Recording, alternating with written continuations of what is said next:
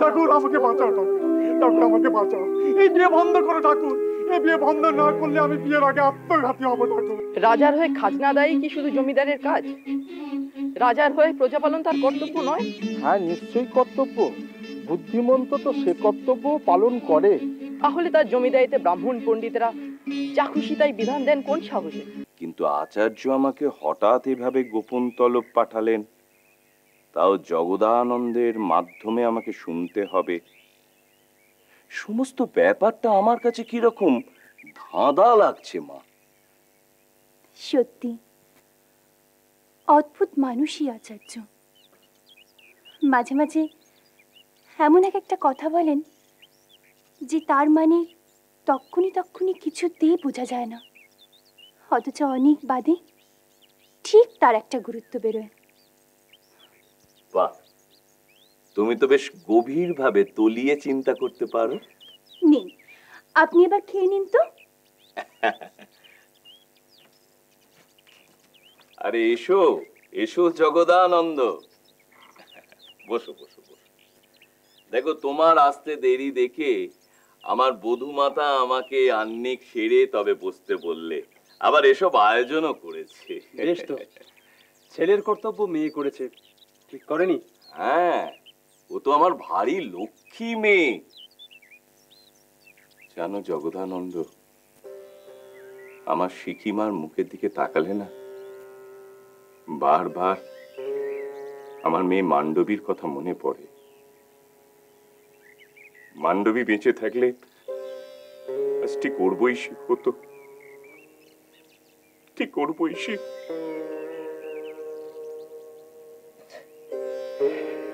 আপনার সাথে পরিচয় করিয়ে দিই।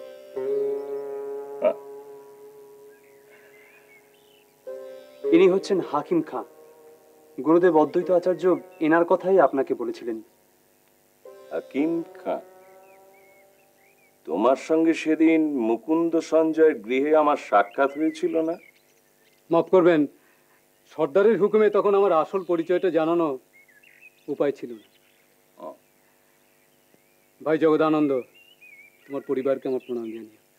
আপনারা ঠিকই ধরেছেন, এটা আসলে আমার ভেক। আসল মানুষটি আমি অন্যরকম, একটি বিশেষ কাজে আমি এখানে এসেছি, কিন্তু একথা যেন আপনারা কাউকে বলবেন না। আপনি নিশ্চিন্ত থাকুন, এরকম ঘটনা কখনো ঘটবে না। আপনার নাম? হাকিম খাঁ। হাকিম খাঁ? না না, আমি তোমার আসল নাম জানতে চাইছি। এটা তো তোমার ছদ্মনাম। মাফ করবেন, গুরুর নির্দেশে সে সমস্ত কথা বলা বারণ আছে। নির্দেশ?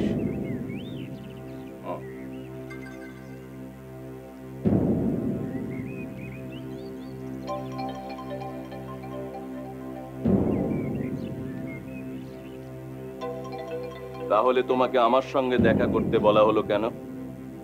তুমি যা সাক্ষাৎ চেয়েছিলে আমি তো তার সন্ধান আগেই তোমায় দিয়েছি।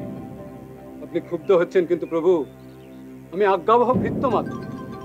গতকাল রাত্রে অদ্বৈত আচার্যের সঙ্গে যে সমস্ত কথাবার্তা হয়েছে তা গোপনে আপনাকে জানাবার জন্য এই ব্যবস্থা। সেটা তো তুমি আমার বাড়িতে গিয়ে জানালেই পারতে। দেখুন, আপনার যে সমাজ, সেখানে আমি যাই কি করে?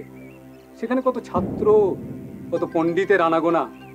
আমি যদি সেখানে যাই, যদি কারো নজরে পড়ে, আমি মরে গেলে কোনো ক্ষতি নেই, কিন্তু যে স্বপ্ন গৌরের চারিদিকে ধীরে ধীরে জেগে উঠেছে তা ভেঙে তছনছ হয়ে যেত। বুঝেছি। কি বুঝলেন? তুমি প্রভাকর মিশ্রের লোক। প্রভাকর মিশ্র? তিনি কে? সে কি?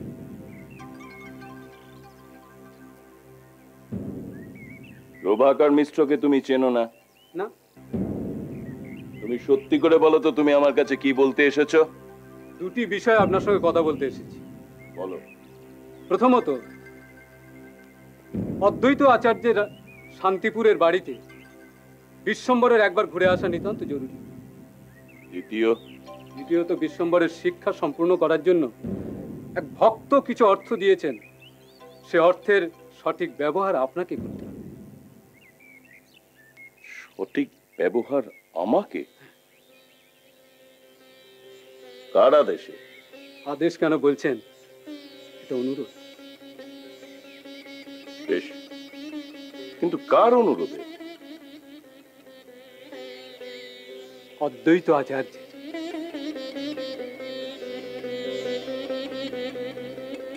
অদ্বৈত আচার্য?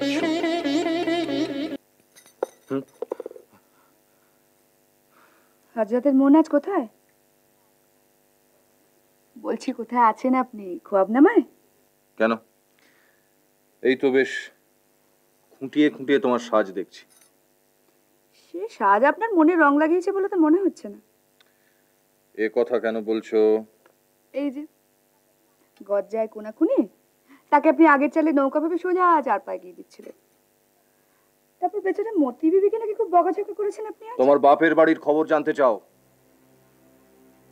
সেটা আমাকে আগে জানাওনি কেন? জানলে কি করতেন?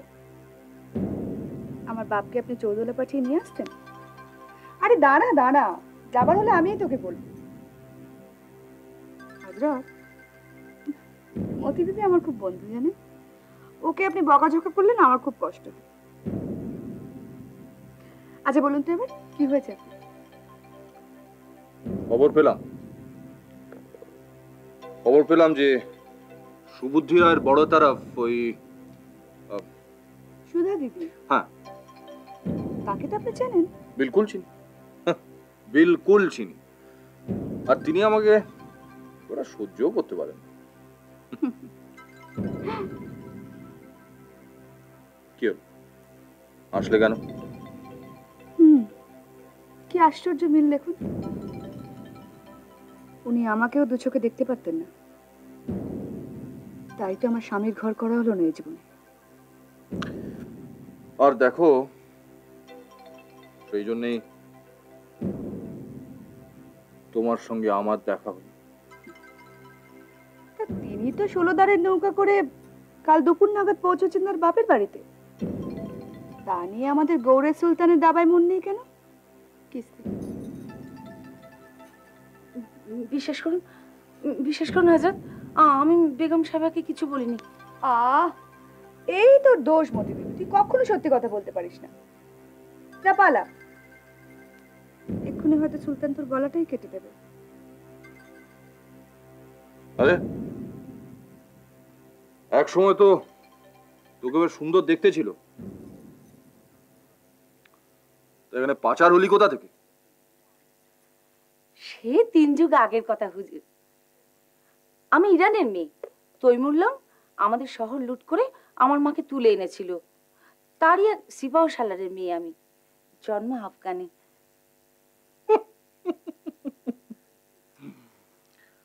আচ্ছা মতি, এতদিনের রিশওয়াতে তুই কত মোহর জমিয়েছিস? যা ভাগ বেশরম। এই শোন, এনে নে, এটা রিশওয়াত নয়, বকশিস। জি।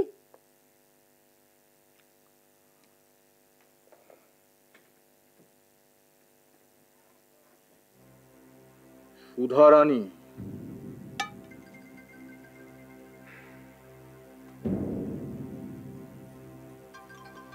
শান্তিপুরে যাচ্ছে। কেন বলতে পারো?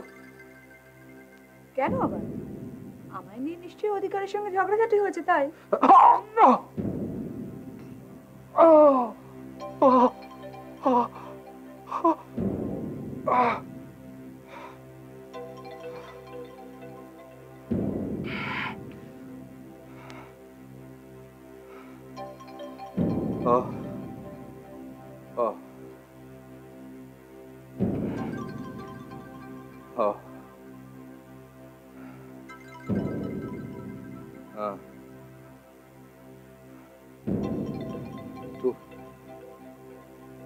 কিন্তু শুধু কি তাই, নাকি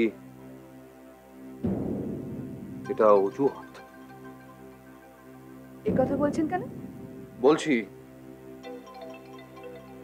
বলছি তার কারণ সুধারানীর ঠিক পাশের বাড়িতে থাকেন এই যুগের সব থেকে বড় পণ্ডিত অদ্বৈত আচার্য। গৌড়ের রাজনীতিতেও তার অবদান অনেক, আর তিনি সুবুদ্ধি রায়ের গুরু। কিন্তু আচার্য তো এখন নবদ্বীপে। ভাবছি নিমাই, আমাকে একবার শান্তিপুরে যেতেই হবে। আমার কিছু ছাত্র সেখানে এসেছেন, তাদের সঙ্গে আমার দেখা করা দরকার। তাছাড়া জগদীশও বলেছিল এই সময় সে একবার এসে আমার সঙ্গে দেখা করবে। জগদীশের সঙ্গে পণ্ডিত প্রভাকর মিশ্রের দেখা হয়েছে, সে তো আমি তোমাকে বলেছি। আর পণ্ডিত প্রভাকর মিশ্রের ইতিহাস রচনা করার খবরও তুমি পেয়েছো। কিন্তু তুমি কি জানো যে এই ইতিহাসটি পণ্ডিত রচনা করছেন ফার্সি ভাষাতে? ফার্সি অর্থাৎ গৌড় সুলতানের মাতৃভাষায়? হ্যাঁ। কিন্তু কেন আচার্যদেব? হয়তো রাজরোষ থেকে গ্রন্থটিকে রক্ষা করার জন্যে। কিন্তু আমি ভাবছি অন্য কথা। এই ধরনের একটি ইতিহাস রচনা করা ব্যয়বহুল ব্যাপার। এই অর্থের যোগান কে দিচ্ছে? তাছাড়া পণ্ডিত প্রভাকর মিশ্রের গুপ্ত স্থান সুলতান বা তার ফৌজও জানে না। কে তাকে সেই গুপ্ত স্থানে গিয়ে এত অর্থ দিয়ে আসছে? জগদীশের সঙ্গে সাক্ষাৎ হলে হয়তো সেটা জানতে পারবো। আচ্ছা আচার্যদেব, আপনি যে বলতেন গৌড়ের অবস্থা অনেক শান্ত হয়েছে, তাহলে পণ্ডিত প্রভাকর মিশ্র কেন প্রকাশ্যে আসছেন না?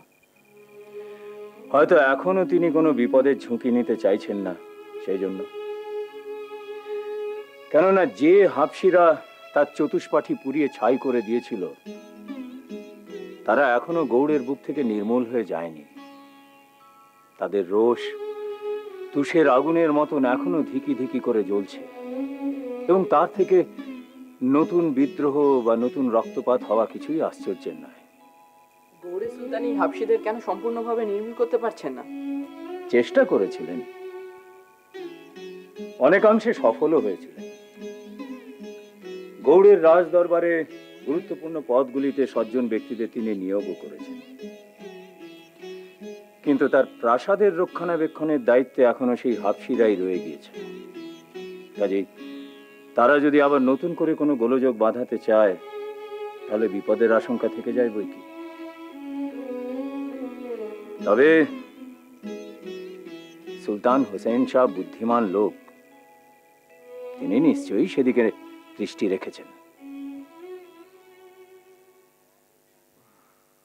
কে আছিস? জল নিয়ে আয়।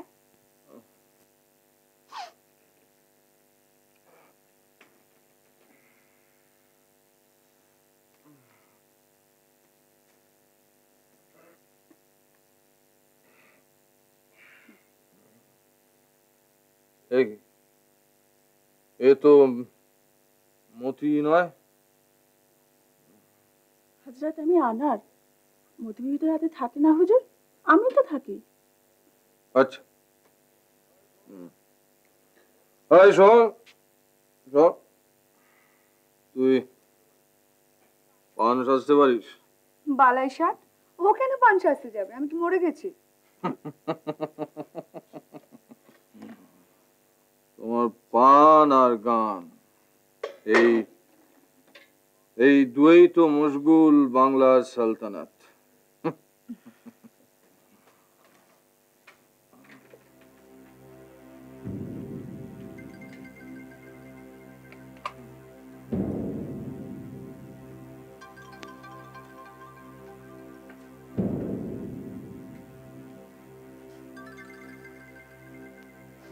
আপনি আমার কাছে কিছু লুকোচ্ছেন, কি বলুন তো? করছি আমি আলাউদ্দিন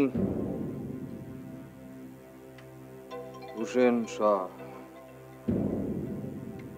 রাজনীতি ছাড়া আর কোনো কিছুতে কিছু লুকোয় না। সেই কথাই তো বলছি, রাজনীতিরই কোনো একটা খেলা আপনি আমার কাছে লুকোচ্ছেন, কি বলুন তো?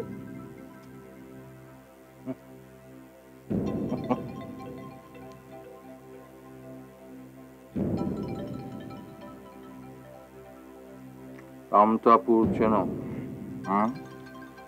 নাম শুনেছো কোনোদিন? কামতাপুর? আপনার মেহরবানিতে শুনেছি, শুনেছি গৌরাজ্যের পূব সীমায় সে। এখান থেকে বেশি দূরে নয়। তাজ্জাবাদ।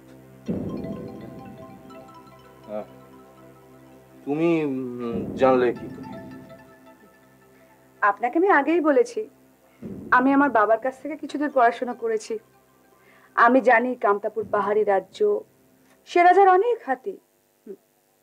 চোল রাজার কাছে ফয়দাবাদ হয়ে সেখান থেকে প্রতি বছর হাতি চালান হয়, আর সেখানেই আমাদের মহাপীঠ কামাখ্যা মন্দির। ইনশাল্লাহ। আমার আমার মাঝে মাঝে সন্দেহ হয় জানো, যে যে তুমি মানবী না না হুরি। হুরি? তবে স্বর্গের নয়, আপনার এই দোজাকে। তো সেখানে কি প্রয়োজন পড়লো আমাদের সুলতানের? ফয়দাবাদ, চোল আর উৎকল রাজাদের খতম করতে গেলে আমার হাতি চাই।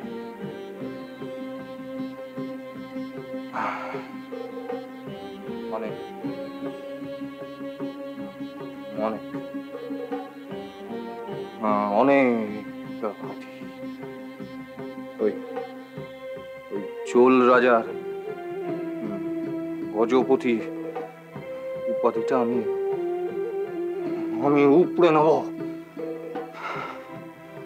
নতুন গজপতি হবে আলাউদ্দিন এ আলা হুসেন শাহ।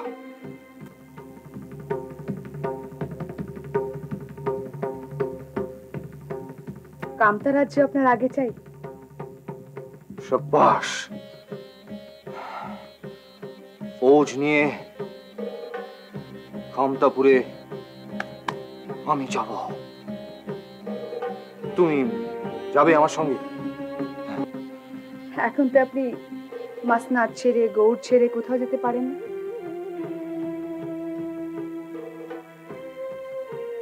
কেন? প্রাসাদ থেকে, মাসনাদ থেকে এতদিন আপনি যত হাফসিদের তাড়িয়েছেন তারা তারা তলে তলে আমার বিরুদ্ধে দল করছে। হিন্দু হিন্দু পণ্ডিতদের খেপিয়ে তুলছে ফেরারি পণ্ডিত ওই প্রভাকর মিশ্র।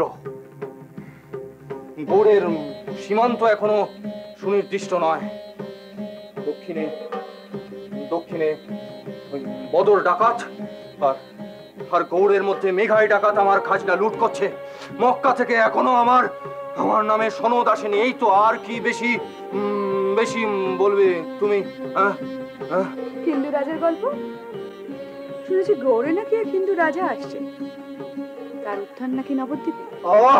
ওসব ওসব গল্প আমি অনেক শুনেছি। গুজব গুজব, সব গুজব। কিন্তু সেদিন বুদ্ধিমন্তের লোক এসে আপনাকে কি বললো?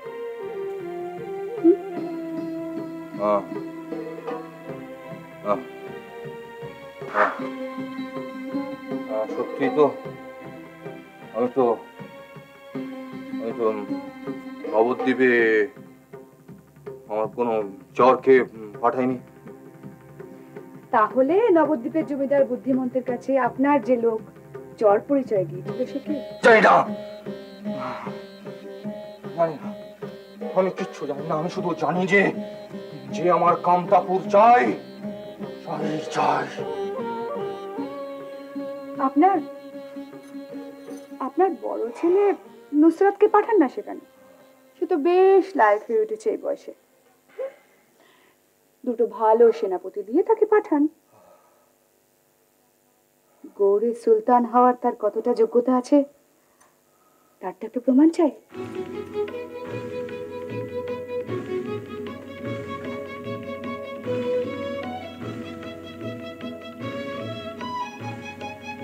কি চাই না? আর এবার থেকে আচার্য অদ্বৈতের উপর বেশ ভালোভাবে নজর রাখা দরকার।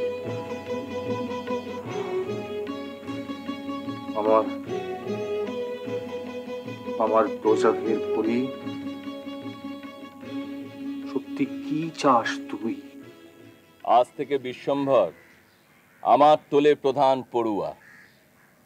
বিশ্বম্ভর, তুমি বাবা যদি এইভাবে মন দিয়ে পড়াশোনা করতে পারো, তাহলে আমার দৃঢ় বিশ্বাস যে অদূর ভবিষ্যতে তুমি একজন বিশিষ্ট ভট্টাচার্য হতে পারবেই। শোনো বৎসগণ, এবার থেকে তোমাদের পঠন পাঠনের বিষয়, তোমাদের পাঠ থেকে বিভিন্ন বিষয়ে যা প্রশ্ন করার থাকবে সেটা বিশ্বম্ভরই করতে পারবে। এমনকি তোমাদের ওই পড়াশোনার ব্যাপারে তার ব্যাখ্যা এবং সূত্র স্থাপন সবকিছুই বিশ্বম্ভর করবে। বিশ্বম্ভর, তুমি এবার তোমার কিছু প্রশ্ন করো।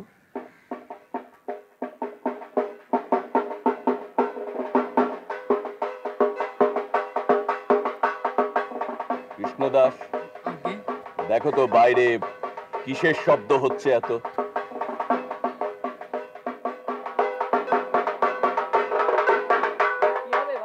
বিয়ে গো, বড় মানুষের ছেলের বিয়ে গো, তাই পাঠা বলে দিতে এসছি। চলো।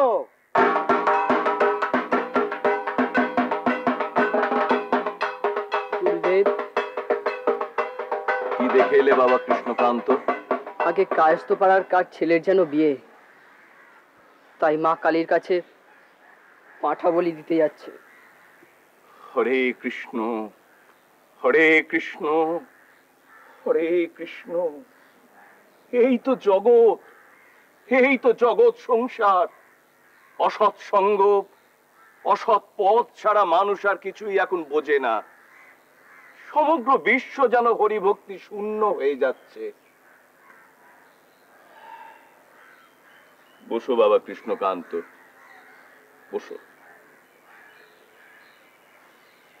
আগে হ্যাঁ, মানুষ এখন দেহ আর গৃহ ছাড়া অন্য কিচ্ছু ভাবে না।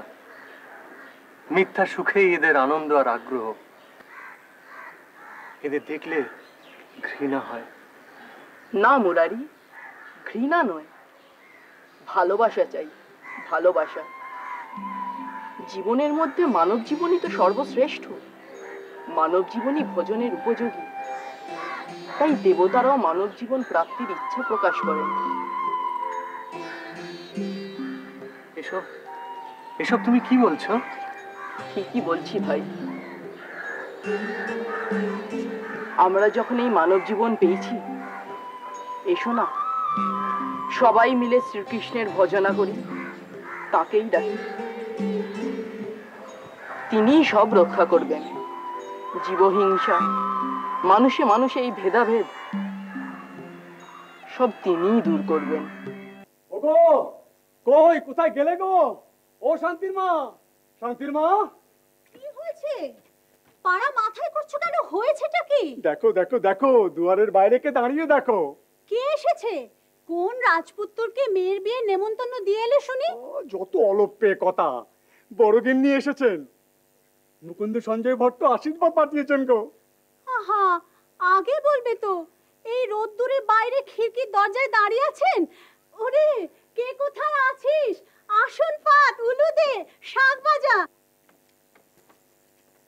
আসুন মা, আসুন। গরিবের কুঁড়ে ঘর, কি দিয়ে যে আপনাকে বরণ করি। আমাদের বাড়িতে যে আপনার পায়ের ধুলো পড়বে, এ তো স্বপ্নেও ভাবিনি মা। থাক থাক, ঢের হয়েছে। শান্তিপুরি বিনয়, বলি আমাদের মেয়ে কই? শান্তি কি সকাল থেকে কোণে সাজতে বসেছে নাকি? দেখছেনই তো হাবাতের ঘর, শাখা পলা দিয়ে গলার কাঁটা পার করছি, তার আবার সাজগোজ। ও কি অলক্ষণে কথা! অমন ফুটফুটে মেয়ে গলার কাটা হতে যাবে কেন? আশীর্বাদ করুন মা, ওই বুড়ো বরই যেন সজ্ঞ হয়। আসুন মা, আসুন। আসুন আসুন আসুন, আসুন চক্রবর্তী মশাই, আসুন চক্রবর্তী মশাই, বসুন। তা কটা করি জোগাড় করতে পেরেছিস রে? আগে আগে আগে এই মেয়ের বাপ মানেই এই কাঁদুনে গাওয়ারও, বুঝলি? নদের চাঁদ চক্রবর্তী ওতে কিন্তু ভেজে না, এ একদম রাম ঢেকির চিড়ে, বুঝলি? কড়ি না দিলে ভেজে না। কড়ি আপনি পাবেন চক্রবর্তী ঠাকুর, ভেতরে চলুন। এই তো মা জননী। আচ্ছা, এইসব অজাত কুজাতের বিয়েতে গায়ে হলুদ পর্যন্ত থাকা তোমার কি সাজে? কেন ঠাকুর, আপনি কড়ি গুণে অজাত পেজাতের বিয়ের পুরোহিত হতে পারেন, আর আমাতেই দোষ? না না না না না না, এটা দোষের ব্যাপারই নয়। কথাটা হচ্ছে সবকিছু দেখতে তো একটা ব্যাপার স্যাপার থাকে। সে তো ঠিকই, সেই জন্যই তো বলছি আপনি ভেতরে চলুন, বসুন, একটু পা ধুয়ে বিশ্রাম করুন, তারপর। মানে? মানে বাইরে দাঁড়িয়ে দরাদরি করাটা কি ভালো দেখায়?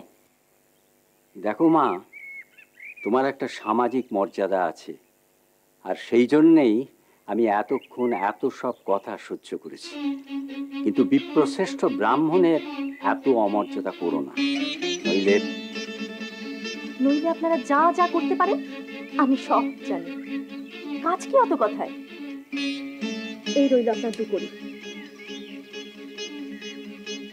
আর জানিয়ে রাখি, আজ বিকেলে বিয়ের দক্ষিণাটা আমার স্বামীই দেবেন।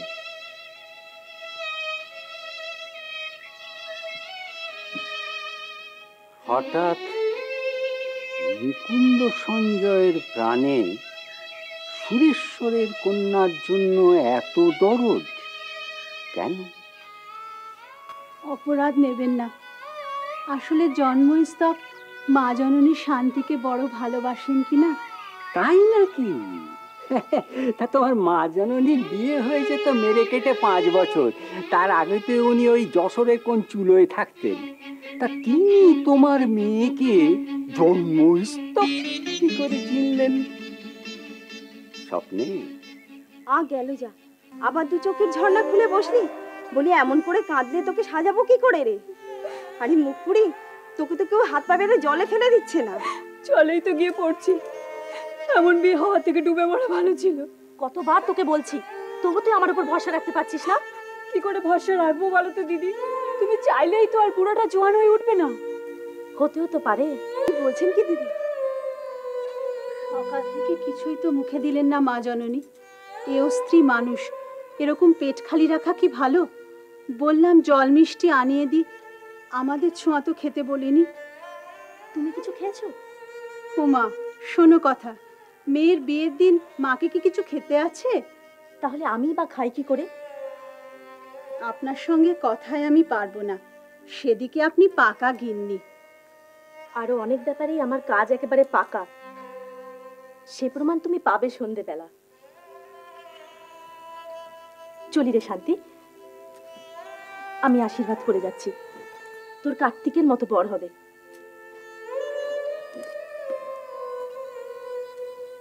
আশীর্বাদে এমন ঠাট্টাটা নাইবা করলেন মা। দেখোই না কি হয় শেষ পর্যন্ত। তা কিরকম খাওয়াবে দাওয়াবে বলো দেখি, মানে মিষ্টি মন্ডা? দুবেলা খুঁটখুটে যা জোটে না, সেই সুরেশ্বর খাওয়াবে মিষ্টি মন্ডা ফলার ফলার, বুঝেছ? 2টি করে কলা মাথা পিছু বরাদ্দ হয়েছে। হ্যাঁ, তবে হ্যাঁ, এই পোয়াটেক ছানাও মিললে মিলতে পারে। না, এই ঘাটের মরার মতন হাসলে কেন? এই কি আছে মানে? আরে ঘাটের মোড়া কখনো হাসে নাকি? তুমি তো কিছুই জানো না।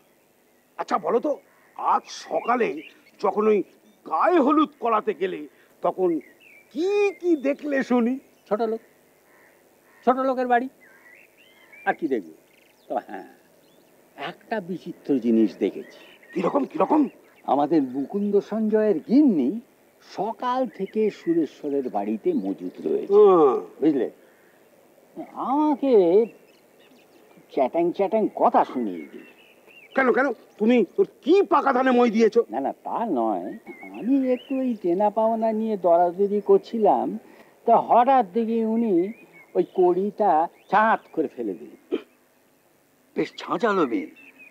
আমার আবার জানো তো, মেয়েদের ওই রকম তেজ দেখলে আমার গা জ্বালা করে। বলো কি নদের চার চক্রবর্তী? হ্যাঁ, এইবার আমি একটু একটু বুঝতে পারছি। কি বুঝতে পারছি? দেখো না, এই ভর দুপুর বেলা ওই রামময়রা কি সন্দেশ মাখছে। টাটকা সন্দেশ, কি গন্ধ! তা আমি আর থাকতে পারেন, জিজ্ঞেস করলো, তা হ্যাঁ গা কোন বাড়ির পড়া? ও বললে সুরেশ্বরের মেয়ের বিয়ের। আমি তো একেবারে ওরে বাবা, এত বড় যজ্ঞের আয়োজন কোন মুরব্বির জোরে হচ্ছে? তা ওর মুখ দেখে ঠিক বুঝতে পারলে। ও বললে বরাত দিয়েছে কিন্তু ওই রামকমল বুড়ো। রামকমল মানে জমিদার বুদ্ধিমন্ত খাঁর নায়েব? আগে হ্যাঁ, তাহলে বোঝো কোথা থেকে কি হচ্ছে আমরা তো কিছুই বুঝতে পারছি না। ব্যাপারটা একটু গোলমেলে লাগছে।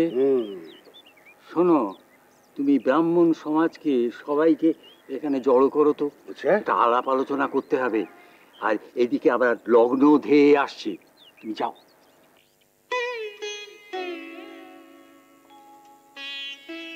হ্যাঁ গো, রামকমল ভট্ট আসছেন তো? অত উতলা হলে কি চলে মঙ্গলা? তিনি নিশ্চয়ই আসবেন। আচ্ছা, টোলের ছেলেরা আসবে তো? অদ্বৈত আচার্যের এখনকার ছাত্ররা সব এক একটি রত্ন। যেমন তাদের স্বাস্থ্য তেমনি তাদের সাহস। তারা আমাকে কথা দিয়েছে। তাছাড়া নিমাই চাঁদ যেখানে আছে সেখানে আর যাই হোক মারপিটের কোনো সম্ভাবনা নেই। ওইটুকু একরত্তি ছেলে? না না মঙ্গলা, একরত্তি সে মোটেই নয়। তুমি দেখে নিও মঙ্গলা, এ বিয়ে হবেই।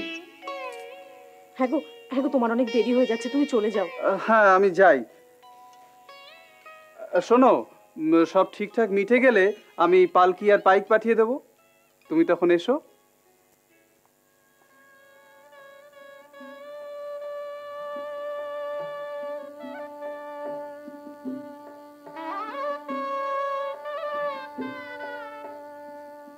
কি তোমার এই বেশ? আজ আমি আর বর নই ভাই, আমায় ক্ষমা করো, আমার বুদ্ধি নাশ হয়েছিল। এ কি বলছো সতীশ? আমি যে পতিত হব, আমার মেয়েটা যে লগ্ন ভ্রষ্ট হবে। না, তা কেন? সুবল, তুমি একটু এগিয়ে যাও, বর এলো বলে। কত কি যে ঘটছে কিছুই তো বুঝতে পারছি না। এই কার্তিক মাসের হিমে বড় কষ্ট হয়, আবার লেপ মুড়ি দিলে তাপ লাগে। এর আপনি একটা বিহিত করতে পারেন। হ্যাঁ, বিহিত তো একটা কিছু করতেই হবে। ওই উত্তরের পাহাড়ি এলাকা থেকে কিছু উৎকৃষ্ট সুজনি আনিয়ে রেখেছি। তাই নাকি? হ্যাঁ, এখনো আমাদের ভোগে লাগেনি। আমি না হয় সুমঙ্গলাকে বলে দেবো ফোন। বিলক্ষণ বিলক্ষণ, ওগুলো আমরা মা লক্ষ্মীর হাত থেকে ঠিক নিয়ে। মা লক্ষ্মী? মা অন্নপূর্ণা? আচ্ছা আবার আচ্ছা আচ্ছা, অন্নপূর্ণা কি? মা জগদ্ধাত্রী। কি তেজ! আমি কয়েকটা কুড়ি চেয়েছিলাম, আমাকে এমন ধমক দিলেন না, খুব মধুর লেগেছিল। আপনাদের আপ্যায়ন করব সে সাধ্য আমার নেই, দুশ্চিন্তা হচ্ছে খুব। আপনারা অনুগ্রহ করে এই রহস্য থেকে আমাকে মুক্তি দিন। কি কি? আমার শান্তিমায়ের কার সঙ্গে বিয়ে হচ্ছে? অনুগ্রহ করে অন্তত আপনি। সুরেশ্বর, তোমার জামাই এসে গেছে। ওই যে, যাও যাও।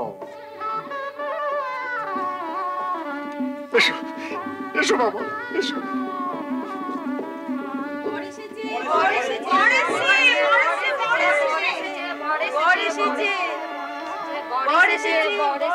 শান্তি, শান্তি, শান্তি, জানিস শান্তি, খাটের মরার সঙ্গে তোর বিয়ে হচ্ছে না রে। সতীশগুলোর ছেলে রমেশ এসেছে তোর বড় হয়ে।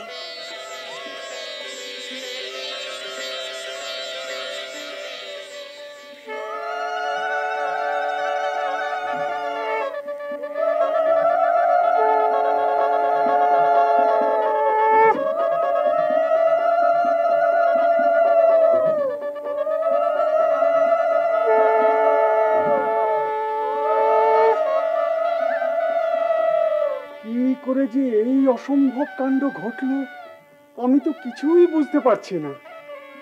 আমি বলছি ভাই, আজ একদল বৈষ্ণব ছাত্র আমার বাড়ি চড়াও, তাদের মুখে শ্রী বিষ্ণু নাম, অদ্বৈত প্রভুর তারা সেরা ছাত্র। তুমি তো তাদের চেনো, জগদানন্দ, গঙ্গারাম, রঘুনাথ, মুকুন্দ দাস, সর্বোপরি বিশ্বম্ভর। তারা আমাকে জ্ঞান শিক্ষা দিয়ে গেল। সত্যি আমি একটা বুড়ো ঘুঘু, ছি ছি ছি, আমার মেয়ের চেয়ে ছোট একরত্তি মেয়ে, এখন শ্বশুর হয়ে কি করে মুখ দেখাবো তাই তো আমি বুঝতে পারছি। কি করে পণ্ডিতদা গোলে জল হলো তাও তো বুঝতে পারছি। ওটা আমার স্ত্রীর কৃতিত্ব। কাল বিকেলে পণ্ডিতরা এসেছিলেন আমার কাছে সুমঙ্গলার নামে নালিশ করতে।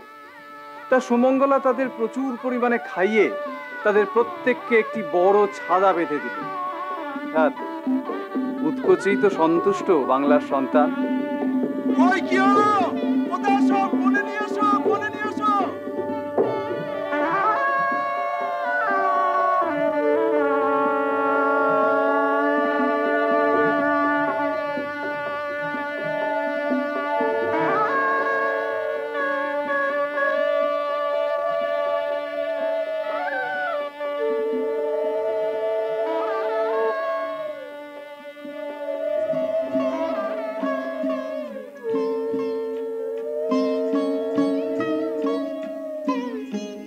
তুমি আমাকে একটু আমলকি আর তেল দাও তো, আজকে মেখে স্নান করব। তেল আমি এক্ষুনি দিচ্ছি বাবা, কিন্তু আমলকি তো ঘরে নেই। নেই কেন? কিছু থাকার দরকার নেই বাড়িতে, কিছু থাকার দরকার নেই বাড়িতে, কিছু থাকার দরকার নেই।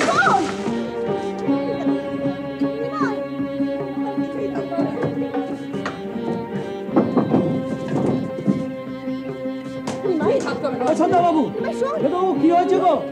দাদা শোনো, আমার কথা শোনো। কি হয়েছে আমাকে বলো তুমি। ও মা, মা গো, ও মা, মা ছোট দাদা অমন করছে কেন? কি হয়েছে মা? কিচ্ছু হওয়ার দরকার নেই, কিচ্ছু হওয়ার দরকার নেই, কিচ্ছু নাই না।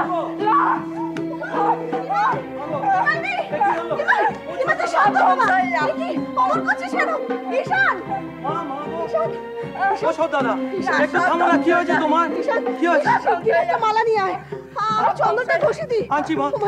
দাদা একটু থামো গো, একটু থামো।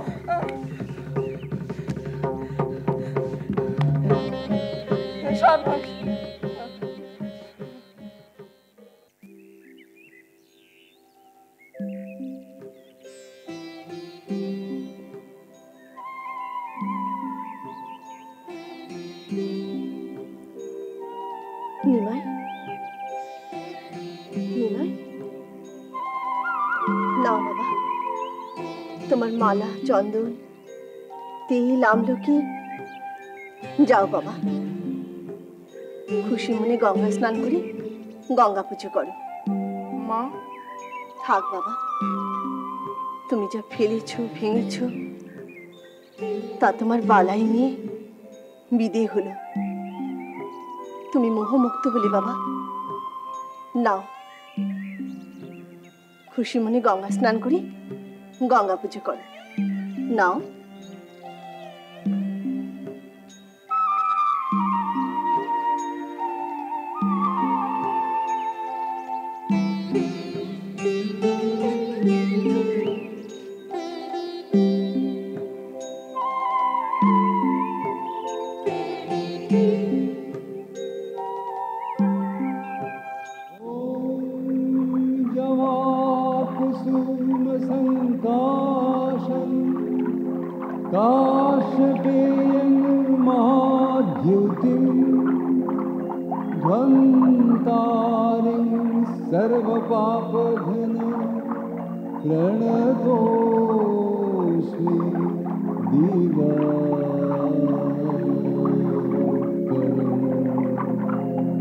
তবু আপনি দিদিকে ডেকে নিন, আমি বড় ভয়ে আছি। কখনো না।